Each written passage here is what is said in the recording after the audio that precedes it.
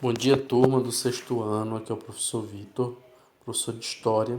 Nós estaremos aí iniciando o capítulo 6, Os Hebreus e sua crença monoteísta, nas páginas 112 a 117. Então, abra um livro aí e vamos acompanhando conosco, gente, ok? Os Hebreus. Qual a fonte histórica que nós temos para nos relatar a respeito da história dos Hebreus? Nós temos alguns achados arqueológicos, alguns documentos em paralelos, mas a fonte central de autoridade da história dos Hebreus é de fato o Pentateuco. Que é, professor, o Pentateuco? É de comer ou é de passar no cabelo? Nem de comer, nem de passar no cabelo. Brincadeiras à parte, o Pentateuco, gente, é o conjunto dos 5 primeiros livros da Bíblia, ou como os judeus chamam, da Torá, certo? Então, esses 5 primeiros livros, a tradição judaica atribui a escrita desses livros a Moisés, e esses livros relatam a história do povo de Israel, juntamente com o conjunto dos livros poéticos, proféticos e históricos que compõem todo o Antigo Testamento da Bíblia, que vão relatando partes da história do povo de Israel, que, quanto à sua religião, são monoteístas. E hoje se discute muito sobre esse termo. Eles eram monoteístas ou eles eram monolatras? O que eles praticavam era o monoteísmo ou era monolatria? Sim, professor, mas qual a diferença? Monoteísmo é quem adora apenas a um Deus, mas não somente quem adora apenas a um Deus, quem crê na existência de um único Deus. Na monolatria é diferente. Você adora apenas um, apesar de crer que existam outros deuses, você não adora esses outros deuses, adora apenas um Deus. É um conceito de um Deus nacional. Então os estudiosos dizem que os hebreus eles eram mais monolatras do que monoteístas. Por quê? Porque se você for ler os Salmos, se você for ler o Pentateuco, se você for ler outros escritos do Antigo Testamento, você vai encontrar diversas referências a deuses das nações vizinhas, como os deuses dos filisteus, como os deuses dos amoreus, dos cananeus, dos heveus, dos fariseus, né? Os deuses mais conhecidos são Baal, são Astarote, são Beuzebu, entre outros deuses, né, que são adorados por essas nações. Israel, né, o povo, os hebreus se referem a esses deuses como deuses que das nações vizinhas, mas os hebreus não adoram esses deuses. Então, os estudiosos dizem o seguinte: olha, eles acreditavam que esses deuses existiam, mas não os adoravam. Então, não é que eles eram monoteístas, eles eram monolatras, ou seja, eles adoravam apenas um Deus, mas acreditavam na existência de outros deuses, apesar de não os adorar. Por que então eles são chamados de hebreus, professor? O termo hebreu foi atribuído primeiramente a Abraão, certo? Então, quando Abraão vem da Mesopotâmia, Abraão habitava na cidade de Ur dos Caldeus. Ele chega a Canaã, ele vem lá do Oriente Extremo e vem para o Oriente Médio, para a Palestina. E os palestinos ali, os cananeus, como se refere aos documentos antigos, chamam ele de hebreu. O que significa hebreu? Aquele que veio do outro lado, fazendo referência à origem de Abraão, que era o outro lado do rio, que era o outro lado, né, que apontava para o crescente fértil, que nós aprendemos ali, que é a região hoje do Irã, né, que era conhecido como Mesopotâmia. Então, Abraão, por vir de Ur dos Caldeus, nessa cidade, ele é chamado de hebreu, aquele que veio do outro lado, ok? O tipo de governo, tipo de liderança exercido entre os hebreus é o patriarcado, em que a figura do pai, do ancião, tem preponderância, tem liderança na sociedade. Entre os principais patriarcas hebreus estão Abraão, Isaac e Jacó, que posteriormente passa a ser chamado de Israel e dá a origem ao outro nome pelo qual nós conhecemos os hebreus, que são israelitas, certo? Então, os patriarcas se constituem como lideranças tanto política, quanto militar, quanto religiosa dentro da sociedade hebraica, ok? Então, não havia muito espaço nem na política, nem na questão militar e nem na questão religiosa para a figura feminina. A mulher não tinha tanto espaço assim na sociedade hebraica, ok? Depois que Jacó tem 12 filhos, e esses filhos passam a crescer e constituir família, esses 12 filhos de Jacó passam a constituir tribos, certo? Então Jacó, né, tem aquela passagem bíblica em que ele luta com um anjo e o anjo muda seu nome. A partir de agora não se chamarás mais Jacó, porque Jacó significa enganador, mentiroso, falsificador, mas se chamará Israel, ou seja, príncipe de Deus, ou aquele que lutou com Deus. E Jacó passa a ter essa nova nomenclatura e as tribos passam a ser chamadas de filhos de Israel. Se dividem os 12 filhos, né?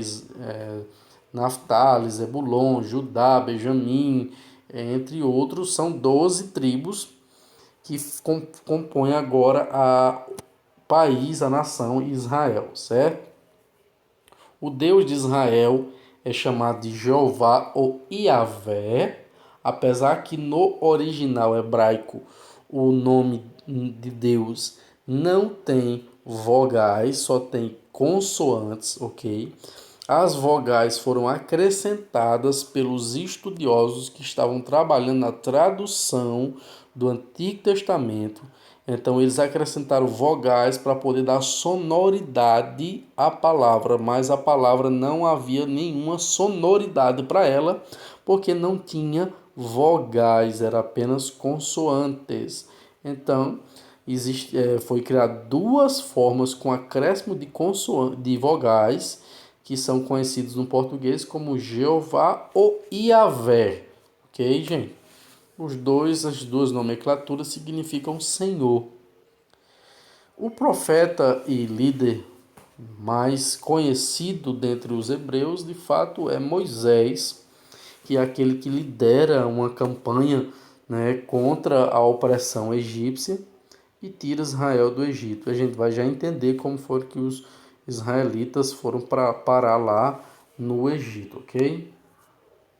A origem dos hebreus é semita, certo? Eles são povos semitas, mas o que significa dizer que são povos semitas, certo? Significa dizer que eles descendem de Noé. Noé, então, né, como todos conhecemos o relato bíblico, se você não conhece, você pode procurar em uma Bíblia em sua casa, que conta a história de Noé, que Deus o escolheu no meio de uma sociedade corrompida e perversa, e mandou que ele construísse um grande barco para colocar de dois em dois as espécies de animais, e somente a família de Noé foi preservada, né? Sua esposa, seus 3 filhos e as suas 3 noras. Então são 8 pessoas somente que Deus mandou preservar dentro da arca, e destruiu a terra com uma grande chuva que causou um grande dilúvio na terra, certo? Os filhos de Noé, né, ele tinha 3 filhos, era Sem, Cã e Jafé. Então, quando diz que os hebreus eles são semitas, é que eles são descendentes de Sem, o filho de Noé. Então, não somente os hebreus são semitas, não. Existem outros povos semitas. Por exemplo, os árabes são também semitas, ok? E, por curiosidade, também são descendentes de Abraão, como os hebreus também. Sobre a localização geográfica, eles estão localizados na Palestina, às margens do Rio Jordão. Eles eram tribos nômades, os hebreus eram tribos seminômades. Eles encontravam oásis, eles habitavam aqueles oásis, ou então escavavam poços, e determinada época do ano eles migravam para outro lugar, então eram povos seminômades, até encontrar às margens do rio Jordão, né, um lar para chamar de seu, certo? Então eles passaram a habitar às margens do rio Jordão. Como todas as sociedades antigas, elas são constituídas a partir de rios. Se você pensar nos mesopotâmicos, tinha o rio Tigres e Eufrates. Se você pensar sobre os egípcios, tinha o rio Nilo. Se você pensar sobre os indianos, tinha o rio Indo. Se você pensar sobre a origem da sociedade chinesa, tinha o rio Amarelo. Então, toda grande sociedade ela é constituída a partir de rios, de muitas águas, porque facilitava a plantação, facilitava a sobrevivência ao longo dos anos, ali ao longo das secas e dos momentos difíceis. Então, a localização geográfica é justamente as margens ali do rio Jordão, na Palestina, no Oriente Médio. Sobre a organização política, né, e a sociedade hebraica, eles se organizaram um pouco tarde, né, a sua sociedade se organiza por volta de 2000 a.C. e ocorre, né, um processo, justamente depois que eles estão organizados enquanto sociedade, de êxodo, certo? O que provocou esse processo do êxodo? Primeiro, a fome, certo, gente? A fome, houve uma grande fome na Palestina gerada por um período de seca. Houve uma seca profunda, né? Não havia chuvas, uma estiagem muito grande, não havia chuvas, alguns rios secaram, alguns ribeiros secaram, poços, né? Eles não estavam conseguindo encontrar poços para cavar, e houve então uma grande fome. Então eles exercem um processo de migração, né? Nós já estudamos algo sobre a migração. A gente sabe que um dos fatores da migração está ligado a questões climáticas e alimentação, e onde era o lugar ali mais próximo que tinha alimento em abundância para poder abrigar os hebreus. Nada mais do que o maior império daquele período, que era o Egito, o qual nós estudamos na aula passada, nos capítulos anteriores. O Egito, entretanto, estava sob a dominação dos Hicsos. Pessoal, quem são os Hicsos? Eu discuti sobre eles no vídeo passado, na aula passada, mas aí eu vou dar uma palhinha, caso você tenha curiosidade, volta na aula passada. Os Hicsos eram povos asiáticos que dominaram os egípcios, certo? Então, quando os hebreus chegam no Egito, quem domina o Egito nesse período são os Hicsos. Quando eles se instalam lá, eles têm um tratamento amigável, né? Uma relação amistosa com os Hicsos, e durante algum período, justamente sobre o período que a Bíblia relata sobre José, certo? No período da dominação dos Hicsos.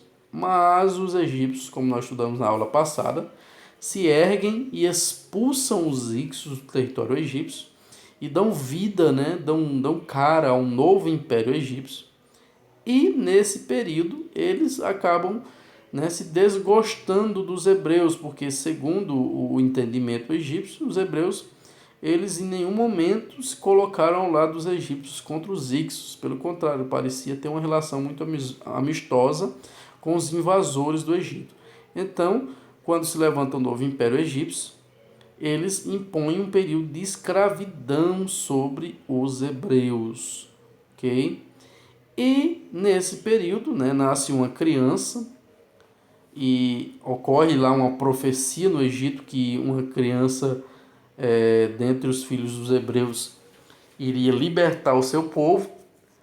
Os egípcios, por medo da quantidade de hebreus que existia, acabam adotando uma política de natalidade, de controle de natalidade, para evitar que esse príncipe, que essa criança nasça e possa libertar o povo hebreu. Então, os egípcios acabam mandando matar as crianças, né, que nascessem do sexo masculino, para evitar que a profecia se cumprisse. Entretanto, uma dessas mães com pena de matar seu filho, coloca ele em uma cestinha e deposita ele no rio Nilo. Quando ele é depositado no rio Nilo, a filha do faraó está banhando-se logo abaixo, né, nas margens do rio, e o cesto chega aos seus pés. Ela se compadece daquela criança e decide criá-la. Quem está atrás da cestinha da criança? A irmã do menino, só que ela não diz que é a irmã dele, certo? Miriam chega e diz: olha, eu conheço uma pessoa que pode cuidar dessa criança. Aí a egípcia diz assim: pois traga essa pessoa para cuidar da criança e eu lhe pagarei um salário. Quem é que Miriam vai chamar? Justamente a mãe de Moisés, né? Mas que não fala, né, para a egípcia que é mãe e acaba criando seu filho no palácio de Faraó. Moisés é educado nas leis e na cultura e na ciência egípcia, mas nunca esqueceu das suas origens, porque sua mãe, quem o criou ali, né, dentro do palácio, das suas origens hebraicas, né? E um dia ele vê um egípcio maltratando um hebreu e não tolera aquilo. É aí que inicia o processo de liderança de Moisés sobre Israel. Então eles iniciam um processo de fuga, eles solicitam ao faraó a libertação dos hebreus de forma pacífica, o que a princípio não ocorre. Aí o texto bíblico relata sobre as 10 pragas que foram lançados, né, sobre o Egito, e Faraó então decide libertar os hebreus. Ocorre ali a abertura do Mar Vermelho, segundo o relato bíblico. Os estudiosos aí batem cabeças para descobrir de fato como ocorreu essa passagem. Alguns dizem que foi durante uma maré baixa, que os hebreus passaram e depois os egípcios foram passar, mas a maré subiu e eles se afogaram. Outros dizem que é uma parte do Mar Vermelho que baixa em determinada época do ano, mas ela é pantanosa, só tem a possibilidade de se passar se fosse de pé, e os egípcios, como estavam a cavalo, acabaram atolando. Então, há explicações científicas, mas o relato bíblico, né, que é um relato religioso, dá conta de que o mar de fato se abriu a ponto deles passarem a pé enxuto, né? E não há comprovação científica sobre esse fato, mas é um fato de crença religiosa, tanto de hebreus, né, que são chamados hoje de judeus, quanto de cristãos e outras crenças aí que têm um relato bíblico como regra de fé. Eles então se estabelecem novamente na Palestina e depois sobre a divisão, sobre, né, todo o processo que ocorre no retorno à terra deles, nós estaremos discutindo na aula que vem. Sobre a atividade, eu estarei enviando para vocês em áudio, ok, gente? Espero que vocês tenham compreendido. Qualquer dúvida, retornem ao material, vejam novamente o vídeo e tirem a dúvida de vocês. Tudo de bom e boa sorte aí nas atividades. Tchau.